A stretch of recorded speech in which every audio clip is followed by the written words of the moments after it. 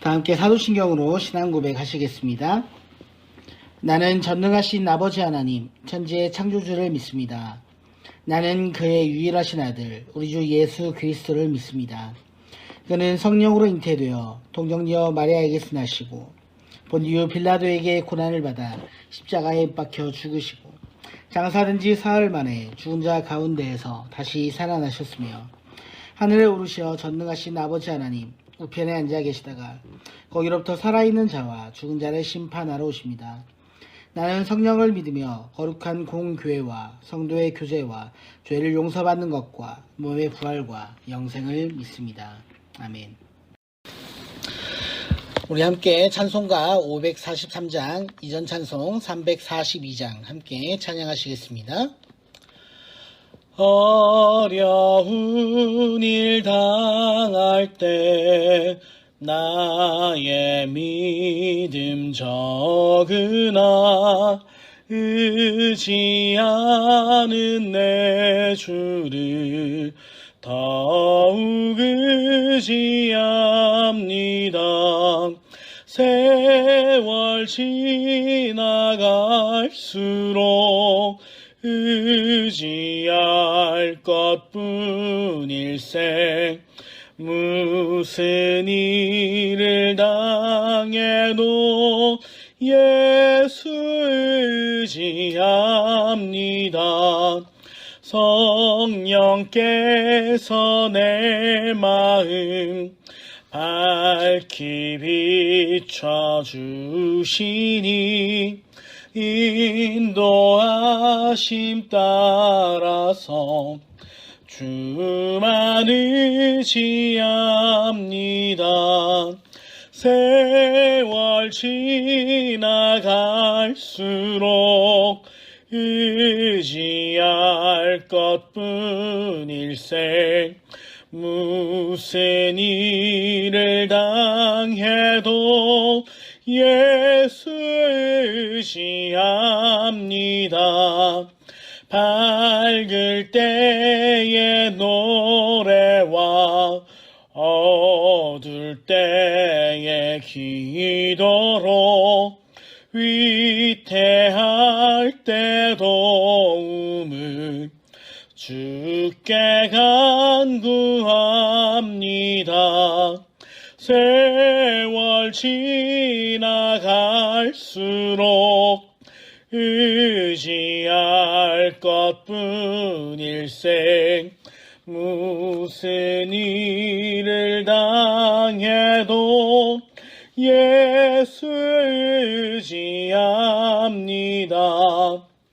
생명이 있을 동안에 예수 의지합니다. 천국 올라가도록 의지할 것뿐일세 세월 지나갈수록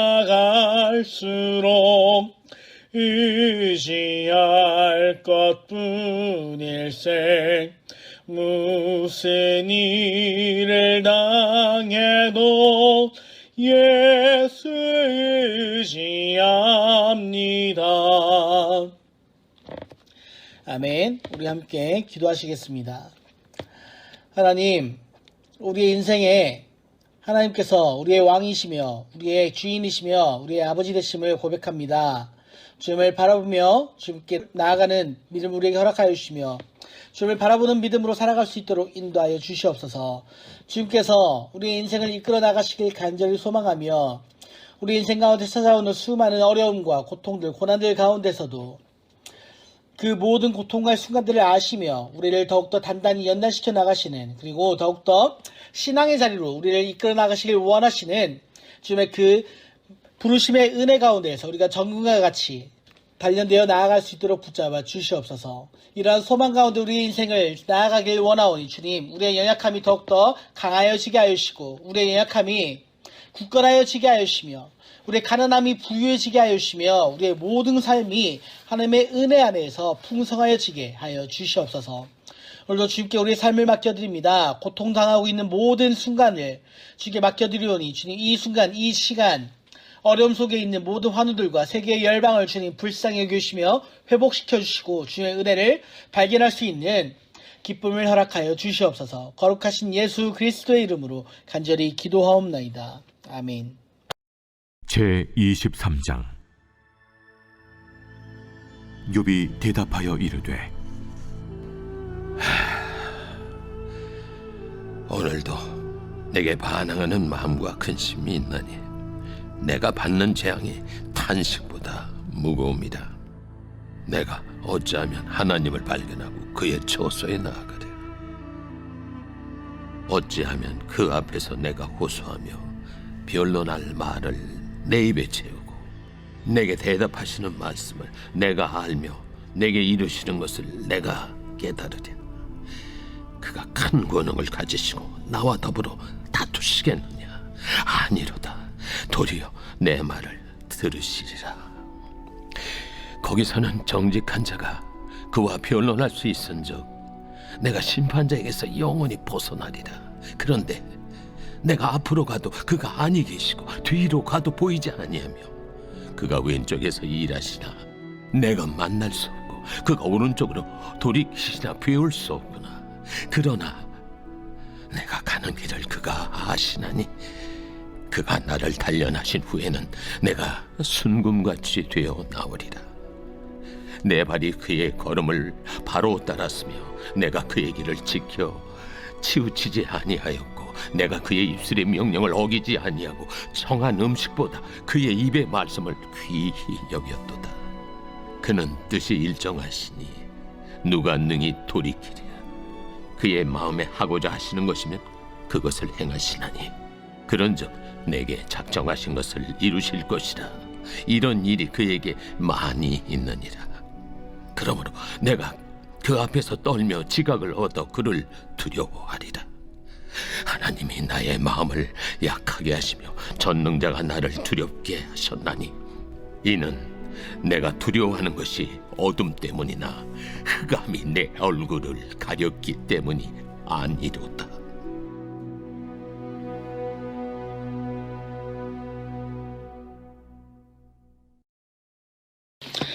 지금 일본에서 올림픽이 한창 진행되고 있습니다. 올림픽을 보다 보면 참 극적인 순간들이 있죠. 얼마 전에 여자 배구팀이 세계 최고의 팀이라고 불리는 터키 국가대표팀을 이긴 것이나 예전 수영의 박태환 선수부터 동계올림픽에서 스피드 스케이팅에서 김동성 선수의 날치기로 금메달을 획득한 경기 등 두고두고 회자될 만한 감동적이고 극적인 경기들이 많이 있습니다. 경기를 보다 보면 굉장히 애매한 순간들이 있습니다. 결승선을 거의 동시에 들어와 누가 먼저 들어갔는지 알 수 없을 때입니다. 심판조차도 누가 먼저 들어왔는지 정확히 판정을 내리지 못해 고성능의 카메라를 통해 비디오 판독을 해야만 하는 상황들이 벌어집니다. 그런데 놀랍게도 우리가 볼 때는 비디오 판독을 해야 할 정도로 분간하기 어려운 순간들, 누가 먼저 들어왔는지도 정확히 알 수 없는 그 순간을 정확히 아는 사람이 있습니다. 그것은 바로 경기를 직접 뛴 선수입니다. 외부에서 볼 때는 어떤 변화가 일어나는지 알 수 없지만 그 안에 있는 사람은 미세한 변화를 알고 있습니다. 오늘 우리가 읽은 본문의 욥도 마찬가지입니다. 다른 사람들이 볼 때는 이 사람이 희망이 없어 보이지만 고통의 한가운데를 통과하고 있는 욥은 이미 자신 안에 일어나고 있는 미세한 변화들을 조금씩 감지하고 있습니다. 욥은 자녀들을 동시에 잃었고 재산과 건강도 모두 잃었습니다. 위로하는 친구들이 와서 위로는 하지 않고 자기 생각만 늘어놓고 욥을 정죄하고 끊임없이 비난합니다. 하지도 않은 일을 했다고 뒤집어 씌우고 이제는 욥과의 관계를 끊어버리겠다며 관계의 단절까지 선언하기도 합니다.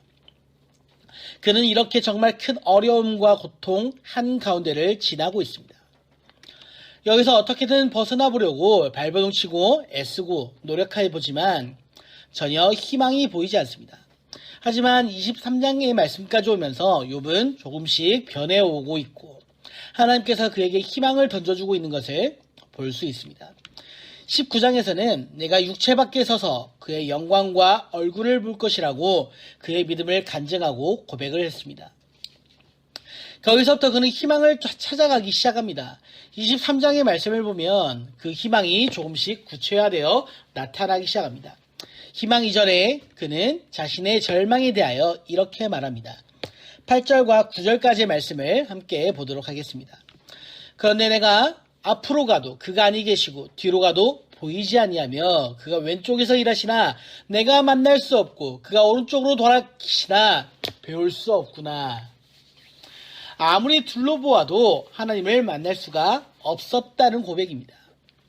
그는 이 고난과 어려운 가운데에서 하나님, 나에게 도대체 왜 이러십니까? 왜 나에게 이러한 어려움들을 주십니까? 라고 원망하고 탄원했습니다. 그 과정을 앞뒤 좌우로 아무리 하나님을 만나려고 해도 보이지 않고 하나님을 만날 수가 없었다라고 고백을 하고 있는 것이죠. 이렇게 희망을 발견할 수 없었다는 절망을 표현합니다. 하지만 그 가운데 미세한 희망을 보았는데 그 희망을 10절의 말씀은 이렇게 표현을 합니다. 10절의 말씀 함께 보시겠습니다. 그러나 내가 가는 길을 그가 아시나니 그가 나를 단련하신 후에는 내가 순금같이 되어 나오리라. 아멘. 이 말은 욥이 지금까지 한 말 중에 가장 구체화된 희망을 말하는 것입니다. 내가 가는 길을 그가 아시나니 이 고백은 하나님이 자기 인생의 주도권을 가지고 계신다라는 고백이죠. 그 고백의 주체가 하나님이시기 때문입니다. 욥은 지금까지 길을 잃은 사람이었습니다.